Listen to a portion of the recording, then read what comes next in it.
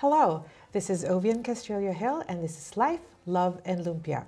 Today we have with us Abi Garner. I got it right. Of course, I've known Abi from before she got married, but it's Abi Garner. Welcome, Abi. Can you tell us more about yourself? Yeah, I'm from Fort St. John. I've lived here my whole life, but my mom is from the Philippines. My dad is from here. Yeah. Yeah. Yeah, I mean, that was the first question, is actually, what is your origin story? Abi's mom is a good friend of mine, Merlita Ryder. So can you tell us, what was life like growing up in Fort St. John? Were there other mixed Filipino-Canadian kids that you met at the time? What was that experience like for you? Yeah, I feel like there weren't that many mixed kids. Like, I remember from being very young attending different events with Filipinos, and there were lots of like full Filipinos, like kids that came from the Philippines to here, but not a lot of mixed ones. So it kind of just felt like me and my brother for a long time. Right. Yeah. And I know your mom, because your mom is from Marikina and she's from Metro Manila, so I can relate to her quite a bit. What was that like for you? Did you know about your mom's culture? With Fort St. John being, I guess, a smaller community, how did you learn about Filipino culture? I think it was just kind of integrated into my life, just in little ways. Like, my mom would make Filipino food for dinner and like Canadian food, North American. So it like was brought in with the food, and just even the language. Some things she would like teach me in Tagalog as a kid that I never knew like the English word for until later. Yeah, and yeah. Things so like there were that. some words that you knew the Filipino word. Okay, yeah, I can see that happening. Did you get to go to the Philippines? Can you tell us what it was like the first time going to the Philippines? What was that experience like for you? Well, the very first time I was a baby, so I don't remember, but I did take my first steps in the Philippines. Oh, and milestone. Yeah, so that's pretty cool. And it was a milestone because I was already over a year old, so my parents were a little concerned. But it was good, yeah. Apparently I pulled myself up there and then never went back to crawling after that. But the first time I remember, I was 10, and I remember it was like very different, very warm. I loved it. I loved hanging out with my cousins and just like being immersed in my mom's culture. And I think that first trip really sparked in me, like, I want to know more about, like, this is part of who I am. And I want to be connected with this family and be connected with this part of my heritage. Right, right. And as an older person, so you went there when you were at 1 and then again at 10. And when was the last time you were there? I was 16 the last time, yeah. What, is it different at every stage of your life? I think so, yeah. I feel like I could appreciate more things when I was 16. Like when I was 10, it was actually really cool. We went to a wedding in Ifugao, and so I got to like, you know, run along the rice terraces and experience like a traditional wedding celebration there, which was really awesome. But then when I was 16, it was like really like feeling like my mom's homeland could be like mine too, you know, in a way, like feeling really connected to the land and the culture and the food in more ways than when I was younger. Right. Well, I mean, now with that perspective, and coming back, say, to Fort St. John, what are the things that you note that are very different from the Philippines when you visited and coming back home to Fort St. John? I think like a lot of well, obviously the culture is just so different, and just like the food that you eat too, and the weather, like those are obvious things. But I think the culture in like the mindset too, like I feel like in the Philippines, everyone is so hardworking and very resourceful, and like, yeah, just does their best in everything. But I feel like coming back here, I don't see that as much in like North American culture. Like people are hardworking, but not as hardworking, you know, if that makes sense. Well, I guess in a way, I mean, now that we analyze it, there might be a level of that kind of survival mode aspect. Exactly. Yeah, I mean, as we know, life can be a little bit difficult in some parts of the world, and the Philippines might be one of those. You know, you mentioned that it's hot in the Philippines. It's also hot in Fort St. John during the summertime. Can you tell us a little bit more about what a normal summertime day would be like for Abi? Yeah. Well, since I'm a student, I don't really have to work too much in the summer yet, so I've kind of been just enjoying the sunshine. So I like to go outside and just be in the sun, if that means like maybe going to the lake, going fishing, or like on the boat, or maybe just walking through the forest. Just being outside as much as I can, maybe ending the evening with a bonfire with friends and family. That sounds good. Well, what about in the wintertime, though? I know we're notorious for having pretty long winters here in Fort St. John, so what would a normal winter day like be for Abi? It would be, I don't like winter very much. It's hard to get up in the winter and it's so cold, but I guess just kind of going to work, and then that's the only time that you really see the daylight, and then it's sad because you're inside. But if it's a nice winter day, I like to get outside, like if the sun's out, go outside, still for a walk, breathe the cool air. There's something about that cool, dry air that is kind of refreshing to breathe in. But then, like if it's blizzarding, I like to cozy up with a book or a movie and a hot chocolate. Well, they did say, or I've read somewhere that Fort St. John is one of the sunniest cities in all of Canada. So I guess even when it gets really cold, we are still quite lucky. In your years of being here, born and raised, which years would you say were the most memorable for you, and why?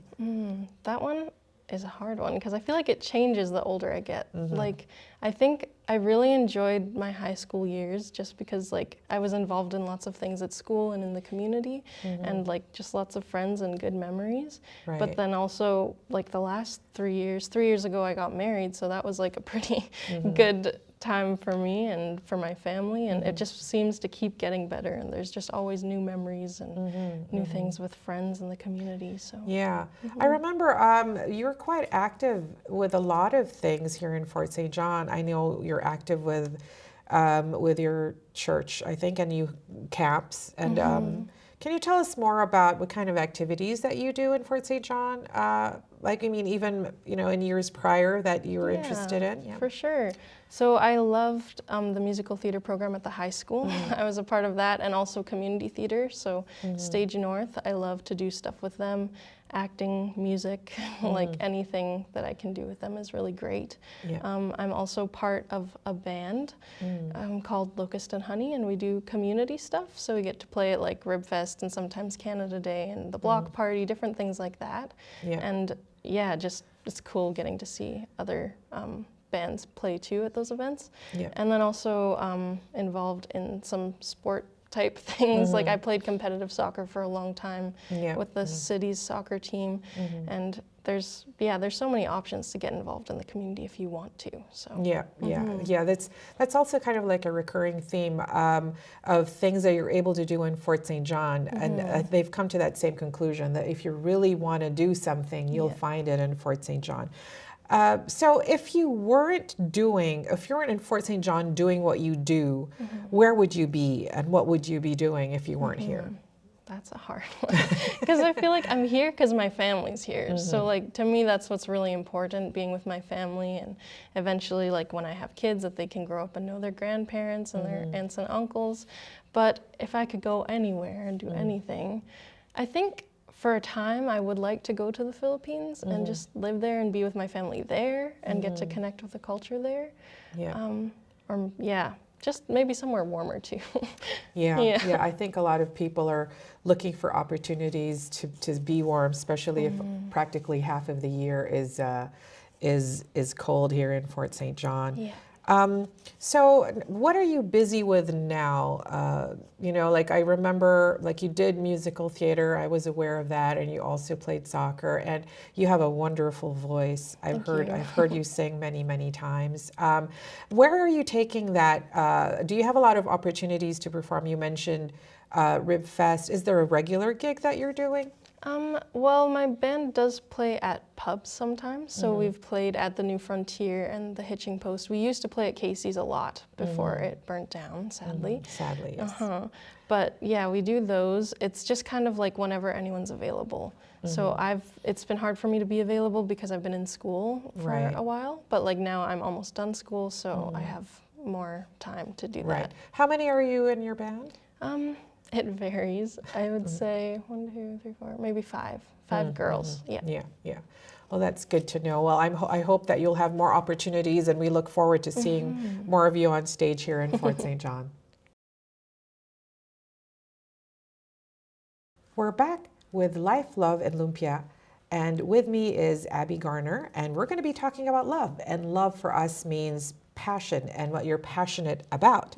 So, what do you love most about Fort St. John? There's, I think, 2 things maybe. Like, I love how you can be outside if you want to. Like, the river's not very far. There's nice hiking trails. Like, there's lots of stuff to do in nature. I really love that. But I just also love the community. Like, all the different things you can be involved in. There's so much for arts, and there's lots of stuff for, like, sports too, if you're into that kind of thing. And I'm sure there's more, but like those are the areas that I've kind of been involved in. So I love how supportive the community is. Yeah, I mean, I've heard that from a lot of people about community and people being kind and volunteerism. And have you volunteered for a lot of things in town as well through your life here? I feel like I have.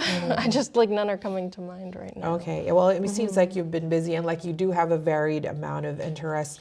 So what else brings you joy? I mean, like, we can be happy, we can laugh, but you know, at the very core of things, what brings you joy, Abi? I love just being with friends and family and just making people happy. Cats bring me joy. I love cats. But also just like going back to my band and playing music. Like, I love playing music with people who love to play music for other people to enjoy. So, what kind of music do you play? What genre is it? our band does quite a variety. We do like maybe some folk type stuff, sometimes some pop. We just do all sorts of things. It's hard to put a particular name on it. Well, I know you play the violin. What other instruments do you play? Well, first of all, how long have you been playing violin? And I know you've been teaching a little bit as well. Yes, yeah. I've been playing, I just did the math, I think it's 17 years now. So yes, and I have been teaching for a few of those years too, and I do really enjoy it. So what other instruments do you play? Do you play the violin with the band? I do, yes. So I play my violin and I sing with the band. And then just like for my own enjoyment, I play the piano, and I'm trying to learn slowly the guitar. I can play in a couple different keys, not super well. And the ukulele. Nice, yeah. Sounds good, and probably nice. You know how Filipinos love to sing karaoke. Yes. Is that something that you also gravitate towards? And do you sing live karaoke at home? I did a lot as a kid. Like, that was a big part of my childhood. We would have, like, all the Filipinos would come over after church on a Sunday, and my mom would put on the karaoke machine, and we would sing. And it was kind of like a contest. Like, I wanted to beat them all and have the highest score. I'm like 7 years old trying to beat all these people. And so I think as a kid more, but when I go to my parents' house for like special events or dinners, we usually bring it out at the end of the night and do some singing. Still the go-to thing for Filipinos, I think, when Filipinos come together, other than eating, of course. Well, there's a lot of nice, fun things that we did talk about. But let's just talk about for a little bit, like if you have challenges, you know, like everybody goes through different challenges, different ages, you come across different challenges. What do you do to overcome such? Yeah, I kind of gotta like put my head down and just like believe in myself, you know? Like, it's easy to believe lies about yourself and to like try and let those challenges take you down, but if you can just say good things about yourself and believe that you can do it, and then surround yourself with people who will support you and champion you as well, that's how I've gotten through some difficult things in life. Right, yeah. Well, in your life, who would those be? Those people who champion you? Well, my husband would be a big one. That's a good one. Yeah, and then there have just been other like mentor-like figures in my life, like mother, father figures that I've been able to go to, and some like really close like best friends that, it's wonderful to have that around you. And I think I mean, our community in Fort St. John is small, but even smaller for some people is a community who are people who are truthful to you and can be honest with you, and if you have those kinds of relationships. So you're very lucky with that. Yeah. The things that you do, and you do a lot, you know, you do your musical theater, you do your music and your bands, and you have your community and your churches and family. The things that you do, who do you do them for ultimately? That's a good question.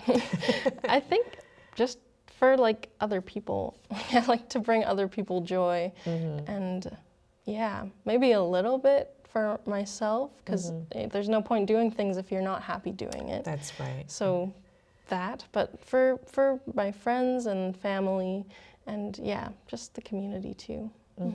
So moving forward, what other plans do you have in the next couple of years or so? Well, I guess the big thing for me is I'm almost done my Bachelor of Social Work degree. So I am looking forward to having that completed and hoping to work like in the local school district with that after. We'll see how that goes, but sounds wonderful. Well, certainly wishing you luck in pursuing your passions and things that you do love. yes, thank you. So Abi, you also spent some time in New Zealand. Can you tell us more about that experience? What was that about, and what did it involve? Yeah, so that was with YWAM, which stands for Youth with a Mission. It's kind of like a Bible school, but like not really. It's kind of hard to explain. But you do like a lecture phase where you learn all of these like biblical principles and all sorts of things. And then you do an outreach phase where you're supposed to like go to other countries and like talk about God and just love on people. My time was cut short because that was during COVID, but in New Zealand it was like really cool. I got to bring my violin and play music with some musicians from all over, which was really awesome. And we got to see a lot of the country actually. We got to see, we saw some traditional Maori ceremonies and stuff, and that was really a really cool experience. I know I've had an experience. I was also part of a program back in the 90s called Pan-Pacific Youth Exchange, and I met some a delegation from New Zealand, and they did the haka. Oh, yes. And it's so moving. And until today, when I watch it on YouTube, I'm so moved by when they do, the ceremonial haka expression. So you're so lucky. And were there other countries that went there? Were there other cultures and countries that you met as well? There were. Yeah, where were they from? They're from all over. There was some like Americans, and then New Zealanders, a few Germans, and I'm just trying to remember, a couple boys were from Denmark, and then one of the staff was from Finland. Some of them were from Switzerland, just like a whole mix. Yeah. So sounds like very interesting. So I remember that time vividly because when COVID happened, that was one of your mom's concerns, and we were talking about that you were halfway across the globe. So about cutting it short and coming back to Fort St. John, what was that experience like? Was it stress-filled, or how did that, because there was a lot of uncertainty at that time. There was. I feel like I was actually quite sheltered in New Zealand, which was nice because it really was the most isolated place you could be in the world. So we didn't really know a lot about it. Like 1 week we were finding out where we were supposed to go on our outreach, and then like 2 days later they're like, the school's getting canceled, and we just didn't see it coming.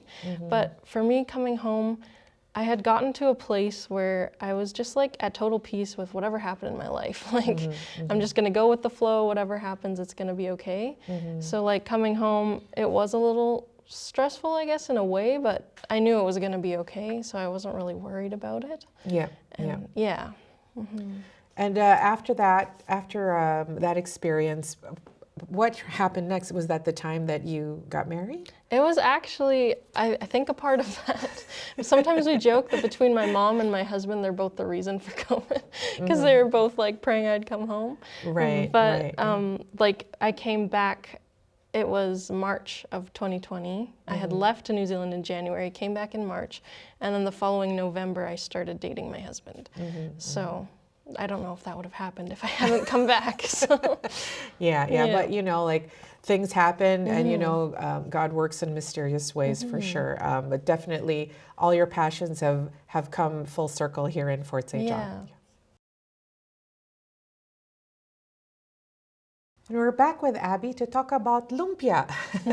I'm sure lumpia is something you're familiar with your mom being Filipino. So we have here some lumpia. We have lumpiang Shanghai, which I'm sure you know is the pork. And then this is lumpiang gulay, and gulay means vegetables. Please have some. Okay. While you're having that, just as a brief reminder, lumpiang Shanghai might sound Chinese, and yes, this is actually something that we derived and made Filipino, so they just refer to it as the Filipino spring roll.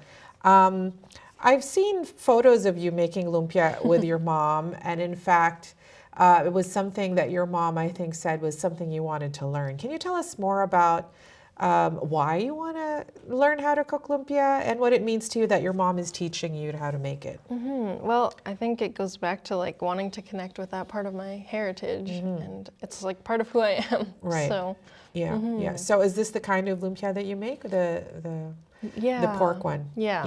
Yeah. We make the pork one. We also make the veggie one. Right. Very good.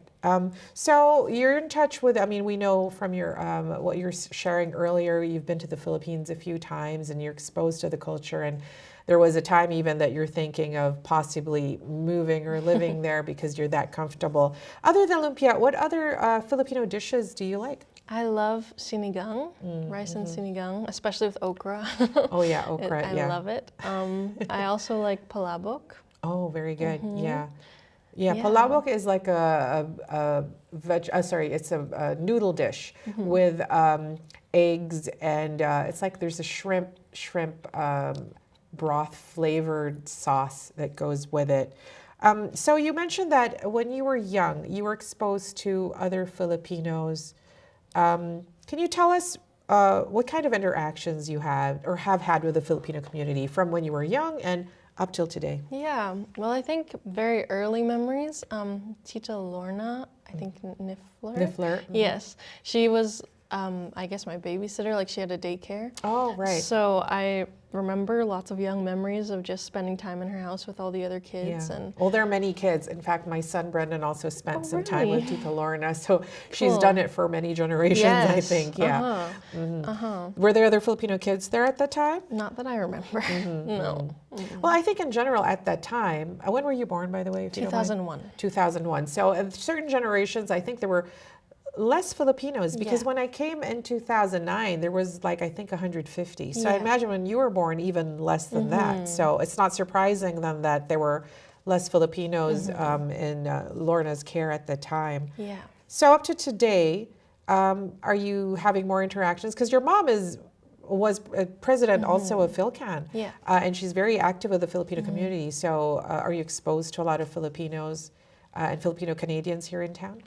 Yeah, like my mom will invite me to events, like different parties that they have, like the Christmas party last year. My husband and I were like Mr. and Mrs. Claus. We made a guest appearance. Yeah. But things like that, and I've always kind of been involved with like Canada Day. I remember as a kid, my mom dressed me up in a Filipiniana that she made, and I was like on the float with my yana, and then last year I got to do it again with one of my Canadian friends, and I don't know what the traditional shirt was that time. I don't remember. Right, what it's I called. remember you were at that float. We won first place, by the way. Yeah, we did.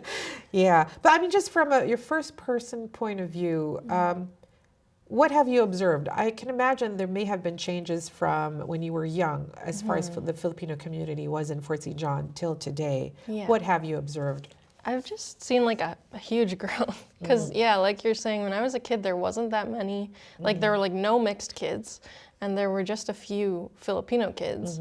So, you know, you go to the Filipino parties and you hang out with like the 3 other kids that are there, and that's all. But now I go to the events and I see so many young kids and like teenagers, and it's just grown so much. Like I used to know a lot of Filipinos when I would go downtown, and they would know me. They would be like, "Oh, you're Tita Merle's daughter." And I'm like, yeah.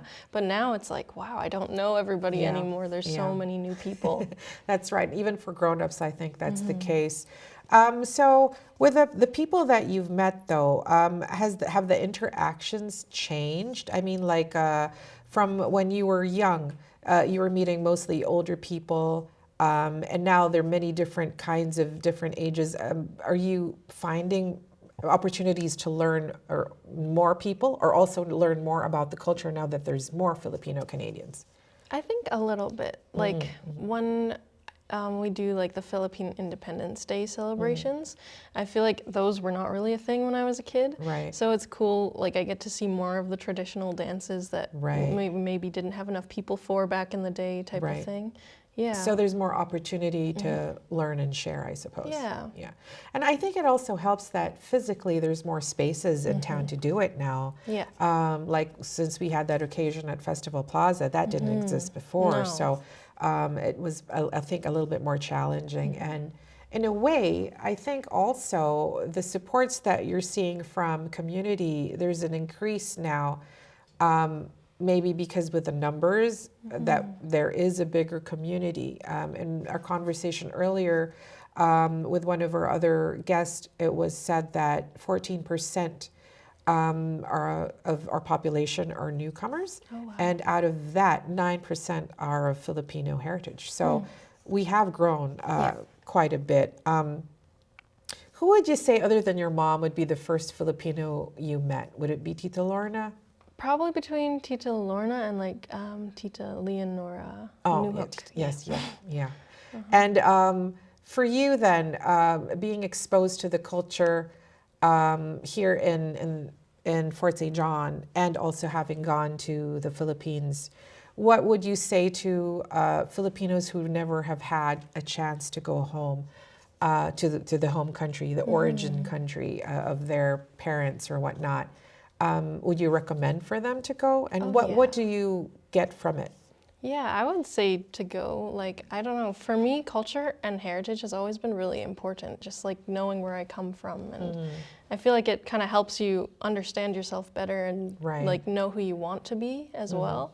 So I would definitely recommend it to them. Like, it's beautiful and it's part of who you are. Yeah. As a young person, I can relate to that.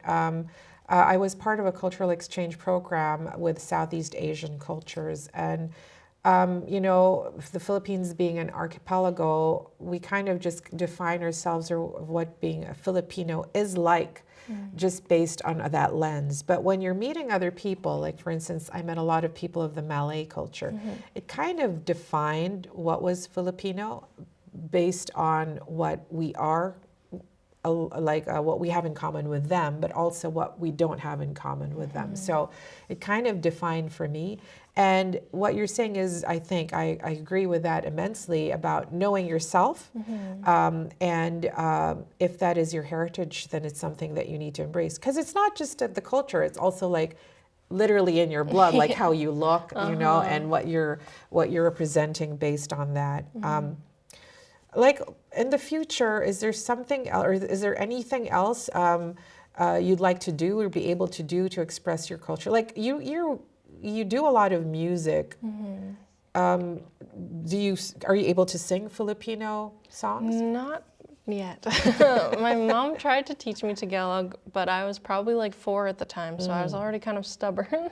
And I never really picked it up. But I would love, like, learning the language is really important to me. I would love to be able to learn it before I have kids and then teach it to them. And then sing in it too. I think that would be beautiful. I think, that's something that, Philcan, we did have a lesson, a Tagalog Filipino lessons a couple of years ago. It's certainly something that we're planning to revive. So hopefully that's something that people like yourself and also kids who are just growing into, especially those who are born here in Canada, second generation Filipinos and Filipino-Canadians, to learn some of the home languages, if they're coming from the north or the south.